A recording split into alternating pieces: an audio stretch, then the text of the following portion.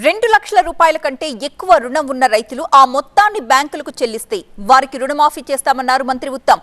దీనికి కౌంటర్ ఇచ్చారు మాజీ మంత్రి జగదీష్ రెడ్డి.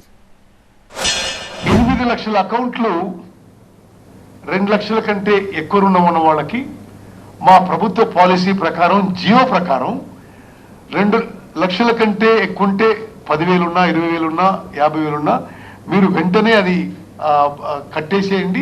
2 లక్షల రూపాయలు ప్రభుత్వం బ్యాంక్ కట్టి మరి మిమ్మల్ని రుణ విముక్తి చేయడానికి మేము కట్టుబడునని చెప్పి మనవి చేస్తూ చివరిగా తెలంగాణ రైతాంగాన్ని మేము అప్పీల్ చేస్తున్నాం.